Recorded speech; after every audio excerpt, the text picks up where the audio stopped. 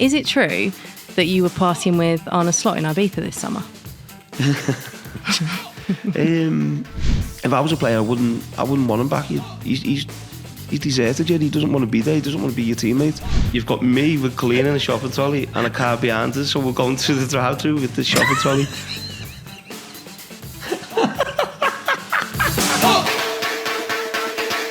Hi guys, welcome back to the Wayne Rooney Show. It's a Friday where we're going to have a little bit more fun on this programme. Mondays are review shows. Fridays are where pretty much anything goes. Wayne Rooney, of course, is with us alongside myself, Kelly Summers, and Kay Kurd is here too. And guys, before we go any further, if you can hear thunder in the background, I'm going to apologise. I've come on holiday for 3 days to Italy and this is the second storm I've seen. So yeah, having a great holiday so far. Kay, where on earth are you? I'm in a basement in central London. I was doing a bit of work around here and I needed to find somewhere to record, so I found somewhere quiet. That's my commitment. That's my commitment to the podcast, man. Out and about, and I still find a way. First important question. This is the first time we've heard from you since a team that you said were going to be in Europe, Everton, played, obviously lost on Monday night to Leeds. I know it was quite controversial. There was lots of talk after the game, but are you still standing by that prediction? Yeah, I am. I think you need a few players, obviously. I think that's clear. We'd like to see a couple of fullbacks and another striker come in. But the first game of the season, Leeds away is always a difficult game as well. I thought the Leeds fans were excellent and really drove the team on. But yeah, I think with David Moyes, his experience, then I still think and hope as well that they will make European football. Yeah. And you said you might actually be going to the game. Big weekend for Everton. Yeah, it is. Big game, obviously. First game at the new stadium, so historic day for the football club. So yeah, hopefully I can get there and go and be part of that day. But most importantly, I think the players, the staff have to put everything aside and really focus on trying to get the 3 points. Okay, a few things that we didn't talk about in Monday's pod that we did want to clear up. And this was something that caused the WhatsApp chat to go off on Sunday when we saw Martin Odegaard do a halftime interview at Old Trafford. Kay, you've got a big smile on your face and you are shaking your head as if to say not for me. As a fan, do you not like seeing it? I think they're useless. I don't think they provide any insight. I don't see what the point of them is. They're just, I think they're annoying for the players to do. They're annoying for the managers because they probably want to get a player into the dressing room as soon as. Wayne probably knows better than I do, but yeah, I don't see what insight we're going to garner in 2 minutes at half time that needs to be broadcast on TV. I think it's crazy.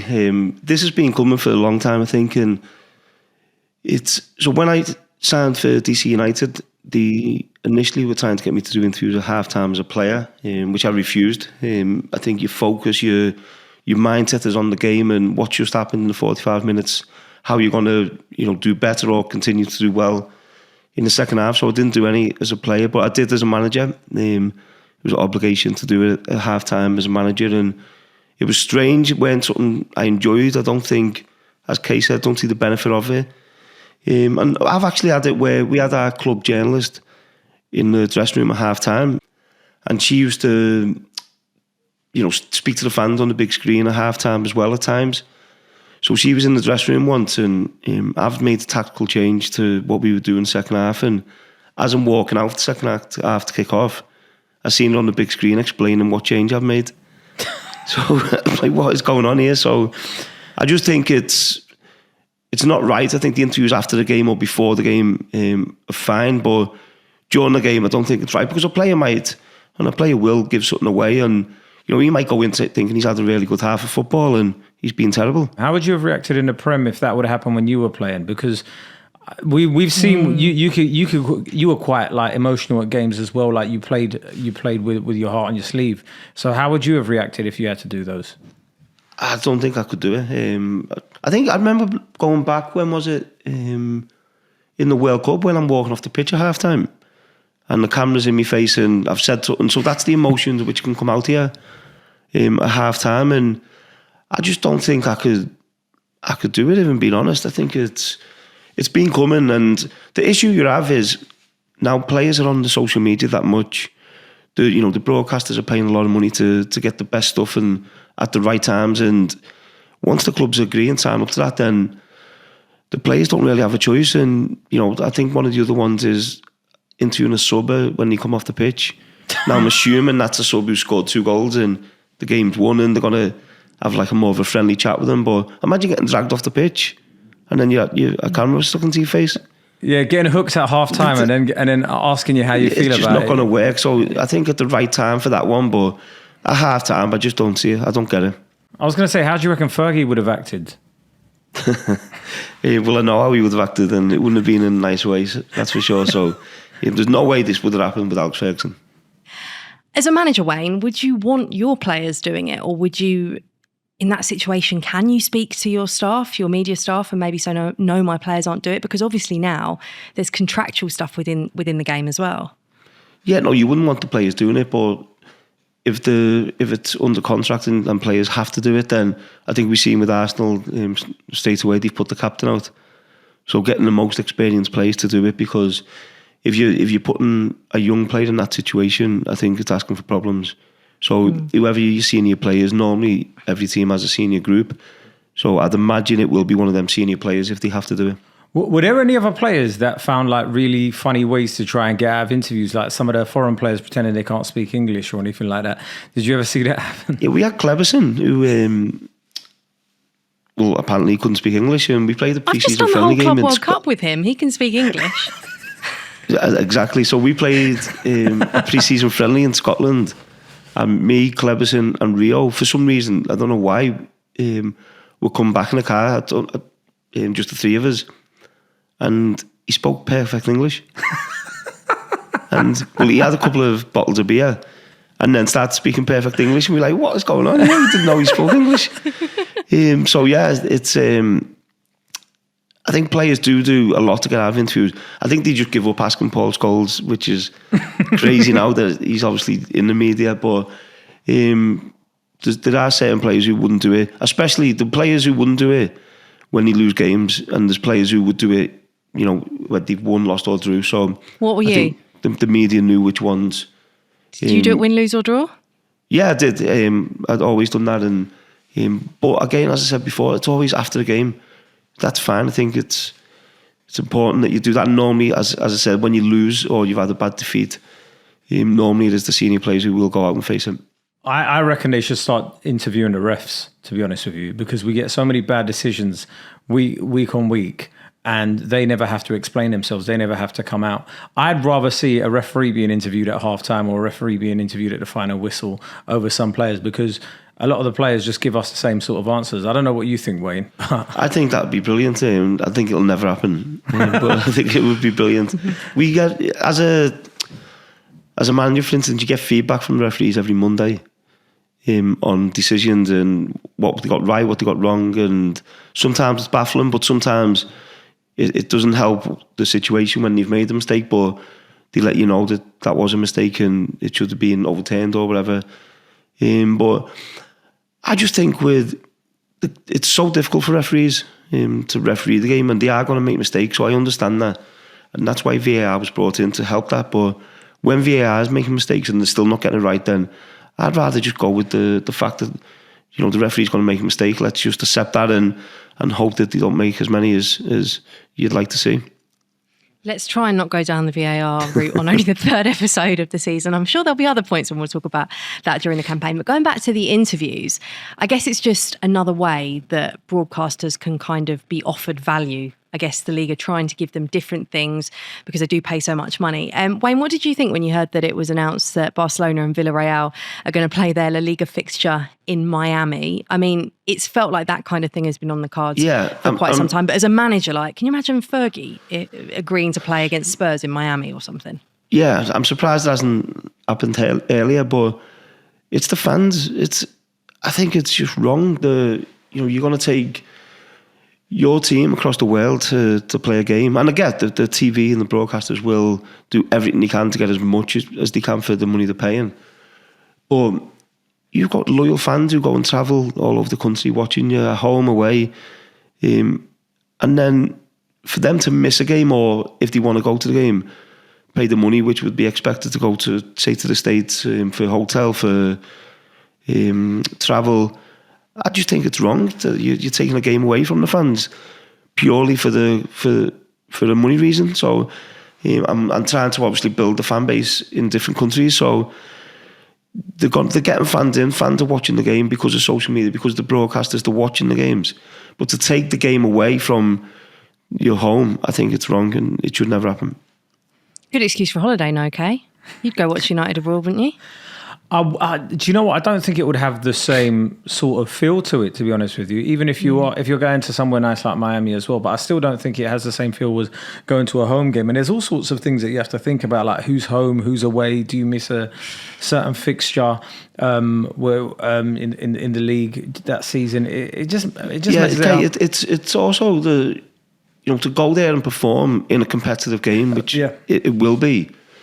You're going to need time to acclimatise for the jet lag before you play the game. Then coming back, time to acclimatise when you get back from there. So it's going to take 10 days to 2 weeks to actually get over all them different issues. So I just think it's crazy. Because you would go to the Club World Cup mid-season, right? And how hard was that when you were playing in those games? Because they were sort of in different time zones as well, weren't they? It was very difficult. And I remember before we went to Japan. And we played Tottenham away in the Premier League. And then we were flying the next morning stayed in London, flying the next morning to Japan from London. So the fitness coach at the time came up with this idea that if we all stay awake throughout the night and then sleep on the flight, it'll be better for our body clock. So we all ended up having a night out basically in London to stay awake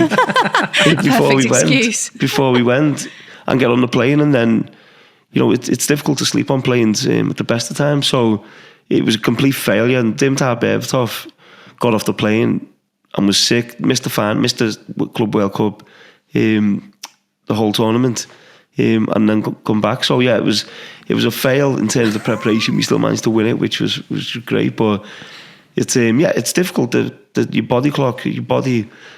You know how much work and how much science there is into getting these players in the best shape to play at the highest level, to then go away from that and put them in different situations. And we're talking about players getting injured. I think it's an horrendous idea, and I just don't get it. And I feel for the fans if this happens. It was all getting a bit serious until that story came out. That is the reason I wanted to do this podcast, for stories like that. Wayne, it's going to take a lot to top that this season, I think. I was waiting to hear who the biggest sick note was when he was there. Oh yeah, go on. No, listen, all the players, we enjoyed a night out. Oh, look, he's going to go all serious again now. Well, me and Michael Carrick were probably the last two standing, so... Michael Carrick, I thought he was a serious manager these days. Don't worry. Okay, well, keeping with the light note, another thing that we didn't address at the weekend that I really think we need to, how hard is it to get a pair of shorts as a Premier League player that fits? Wayne, did you see Calvin Bassey running around for Fulham? His shorts just wouldn't stay up. Did you see this? Yeah, I seen it. I don't get it. I think that's, just get your kit what fits you. Isn't it? Did you ever had it? Like, because I can imagine, like, start of the season. How on earth can you play a game of football with your shorts like that? What would you have done? Would you have just asked to change? Can you change? I don't even know what the rules are. Can you change midway through? I would have just got shorts what fit me. Yeah, but supposing he didn't, maybe something had happened and he got given a different pair of shorts at the last minute. I think we're seeing now, and you're seeing players walking into the stadium as well. It's all about the fashion and style, and maybe that is I say it to my lad all the time. When he walks in, his pants is halfway down his bum. I always say, pull your pants up. So it's I think it's just a style, but I don't think you should be taking that style onto the football pitch. Get your kit, which fits you, which then allows you to play at your best. Did anyone have any weird requests with kits and stuff when you were playing? I used to ask the kit man the day before a game. I used to speak to the kit man and ask him what kit we were wearing. So the night before the game, I used to visualise the game, and it was only once he told me the wrong kit. I think it was the wrong colour socks or something. Which the next day, when I got in the dressing room and seen it, I ripped his head off. Poor Albert. So no, that was the only time. And Albert as well. So when I was playing, I used to wear my shin pads from when I was like 9 or 10 years of age. I kept them and I used to wear them. And we went to an away game and he lost them. So I had them for like 15 years. And he lost them. So yeah, that was... he got another go for that. Just quickly about the Calvin Bassey thing. His mates were probably hammering him in a changing room for that. I was going to say, like, you used to tweet out certain stuff. Did you ever get hammered in the changing room for your tweets and stuff? Yeah, quite a bit. Hold on, Kay, didn't you hammer him in your social media post? No, that was just a nod to a famous social. I was like, hey, Wayne, do you want picking up in the morning, pal? But that was just like a nod to it, right? I wasn't taking a mick. I've put some. I think there's actually a song made of all my tweets. Is it? Is there? I think, yeah. So, yeah, I've done a few. I've done the one to Whitney Houston when she passed away. Yeah, I love Whitney Houston, and yeah, so I got a bit of stick for that one. I tweeted Mr. Bean funny. And that was it. What, just the words Mr. Bean? Yeah, so funny? I think with a lot of them, I think they were early hours in the morning, a lot of them. Oh, I see. What have you been doing, Wayne? But yeah, no, there's actually a song with all my tweets, and I can't take them back now. So, but yeah, for the next few days, you regret it. Also, I guess it's a bit different now, isn't it? It feels like years ago, players were perhaps tweeting and posting on social media a bit more themselves. I think there's a bit more of an awareness now, isn't there, of not posting the wrong thing. And players now have kind of social media managers and people that do it for them, don't they, a lot of the time? Yeah, there is. And I think it's something which you can learn from. I remember a guy having a go at me, and I remember asking him to come to training ground in the morning to have a fight. So it's these are things you learn from, and you have to, a lot of players, I'd imagine, especially at the top teams, have people who do it for them, and you make sure the right stuff goes out. Where it's probably the tweets I used to do, probably the tweets that the fans want to see. Yeah. You have to be a bit more careful. But what, did you just go on his profile and just start offering him out? No, he tweeted something to me, and so I invited him to come meet me at the training ground.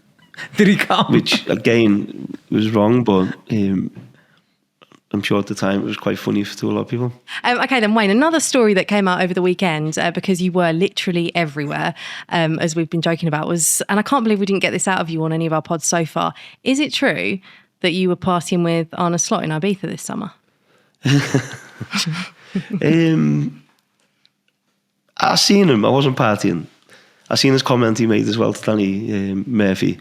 We went to watch Calvin Harris, and he put us in like a VIP area, and Arne Slot was stood in front of me.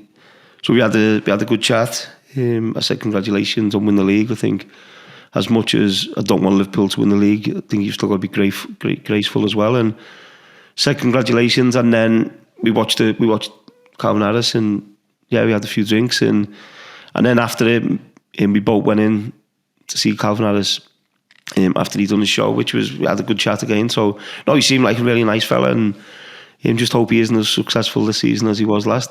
Was he last man standing as well, like Cara, or was it? I don't know. To be honest, I've seen videos of him out there before I was there as well, so it looks like he likes to have a little bit of a party. Yeah, I was going to say, I've heard that from a few people now. Good manager, good partier as well. It's a good combo, isn't it? Okay, so Wayne's been hanging with Calvin Harris. Who's the most famous person you've bumped into on holiday, Kay? I don't think I've bumped into anybody famous on holiday. I mean, the kind of flights I take, I don't think famous people are jumping on an EasyJet priority boarding flight. No, I didn't say on the plane. Like, no, I know. when you get there. But I flew to Ibiza on EasyJet. Yeah. Did you? Yeah. Take that back, Kay. Oh, I thought you'd be business class all the way, Wayne. I don't think it exists on EasyJet, does it? Yeah. I didn't think you even knew what EasyJet was, Wayne, man. Oh, mate, it was torture on the way back. It was torture. Just your head's banging. Yeah, I'm sure everyone who's been to Ibiza knows that feeling. Yeah, there's always a quiet flight home, isn't it, back from Ibiza? Yeah.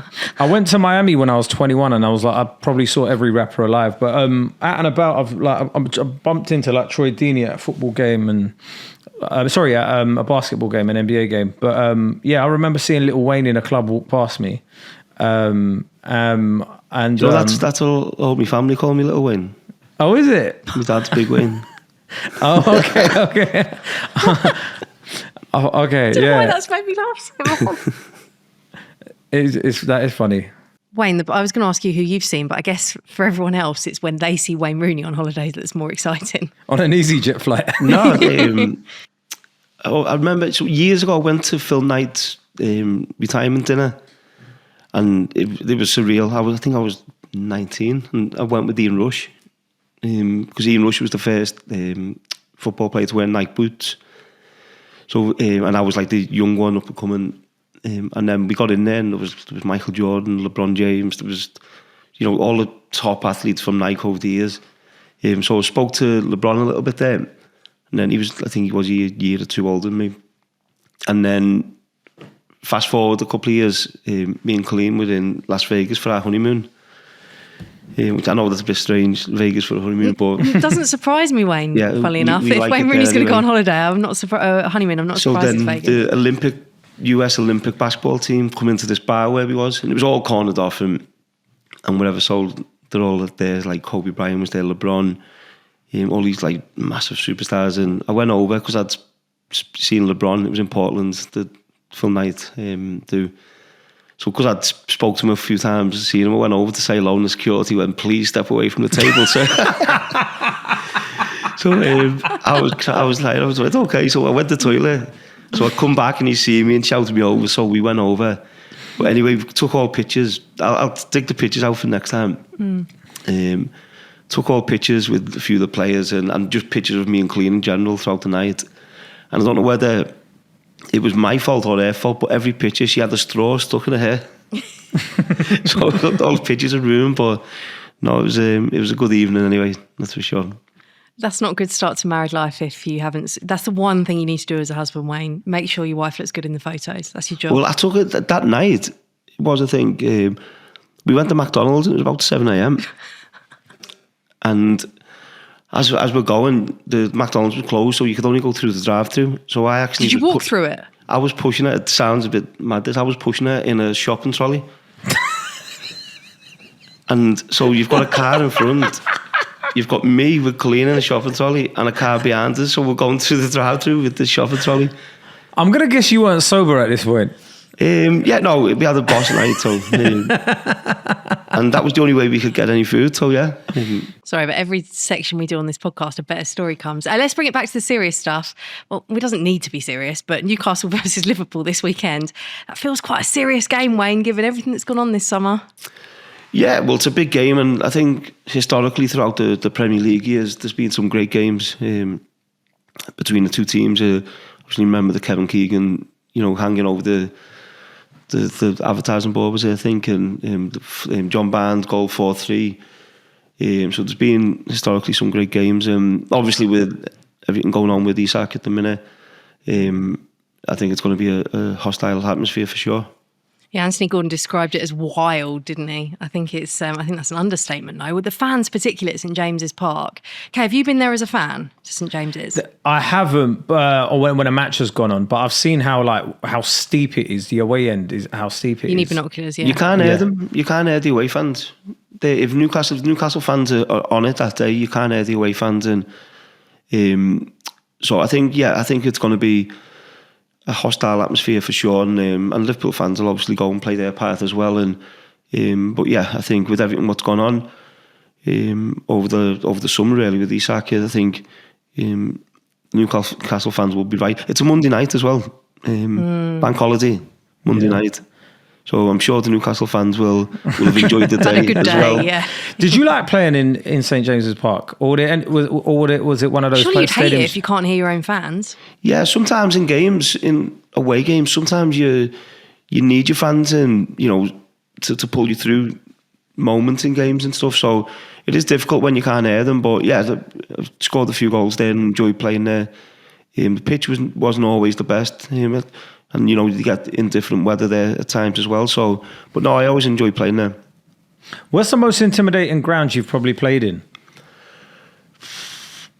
I never liked Anfield, obviously for different reasons, and I used to, get a bit too emotional, I think, when I played at Anfield. Stamford Bridge with Mourinho was very difficult as well. That was a really tough place to go. Going back to the game, Newcastle and Liverpool, how do you think the Newcastle players will be feeling going into that? Because I felt watching that interview with Anthony Gordon, he said the atmosphere will be wild. Surely all the Newcastle players are well, it's weird, isn't it? Because they all want Alexander Isak. As it stands, by the way, he is still a Newcastle player. They obviously want him to come back into the dressing room and be their player, I'd imagine. But they must be fuming with Liverpool as well and have kind of an added point to prove in that game. Do you reckon, Wayne? Yeah, well... Or does it not affect players? No, if I'm a Newcastle player, I don't want him back. Okay. Really? Yeah, I think if players leave football clubs and that happens all the time, and but there's a way to go about it. And, you can't go on strike. You can't not turn up for training and train with your teammates. And if you want to leave the club or not, you have to be there for your teammates and be ready if needed. So I think if I was a player, I wouldn't want him back. He's deserted you. He doesn't want to be there. He doesn't want to be your teammate. So I wouldn't want him back. Now, for the club, I think Newcastle are not happy with Isak's behaviour because Liverpool want to sign him. But then on the flip side of that, Newcastle are trying to sign Wissa, who's behaving the exact same way. Yeah. I remember Anthony Gordon not playing for Everton because he wants to go to Newcastle. So you can't have it both ways. But in terms of Isak's teammates, I wouldn't want him back. How would you handle that in the dressing room? You wouldn't accept him back. Oh, really? So, no, I think... How can you not accept him back, though? What does that mean? Well, it'd be very, very... Once you've overstepped the mark, I think it's very difficult to come back, and you can ask to leave a football club and etc. That happens, or the club tell you you're leaving, but you have to be professional. You have to, you've got friends in there who you play with, but you've got fans who are paying a lot of money to support. You can't just walk out on it, all of that. So if they're going to do it once, they'll do it again, and I just don't think. For me, I don't think there's any way back for Isak at Newcastle. Have you seen players like when you were playing or at any club you were at get iced out by the players themselves? Not really, because I've never seen anyone. I've seen them get left out by the club, and I think we're seeing that at Manchester United with some players at the minute. But by the players, no, because have we had players who've asked to leave? I've done it myself, yeah, of course. But all them players who've asked, I've always come in and trained and be ready to play if needed. We've seen Tevez do it at Manchester City, and he come back and he got accepted back in. So I think there are cases where that it can happen, but from me as a person, I don't think I could accept them back. Just a word on Johan Wissa as well, Wayne, because it feels like everyone's talking about Alexander Isak, but Wissa has, of course, been heavily linked with a move to St James's Park. By the way, it feels like it's really bold in a transfer window talking about any potential transfer because it can change just like that. But when we're speaking now, Wissa is still a Brentford player, but in true 2025 style, he's removed Brentford from all his social media platforms. He unfollowed them. Them on social media as well. What do you make of all that? I just think it's really disrespectful. I think Brentford have been there and given him a platform to go and perform in the Premier League and do well. He's done well. He's a really good player. But to distance yourself from the football club, from your teammates, from the fans, I think Wissa's in a worse position than what Isak is. At least there's a bit of clarity on it. But for Wissa to just unfollow the club and take all your pictures down of a club who've helped you progress as a player. And again, if he wants to leave, I don't think anyone would have a problem with that if it's done the right way. But I think these players are like kids now, or they're very badly advised of what they're doing, because I know there's agents have influence. A lot of people have the father or the brother as agents now, and sometimes the right thing or the right decision is not always for the player's point of view. So it's very disappointing to see his behaviour over the last few days. Yeah, it's going to be tasty, isn't it? Newcastle versus Liverpool. There's a big weekend of Premier League action to come. That's where we're going to leave the pod for this week. By the way, if you've been listening to this and you can hear what sounds like someone like drumming, that is the storm that I'm in the middle of Italy. That is all from us this week, guys. We'll be back on Monday morning reviewing all of the weekend's action and all of the other big talking points. A reminder, you can listen to The Wayne Rooney Show on BBC Sounds, and you can also watch it on iPlayer and the BBC Sport YouTube. See you next time.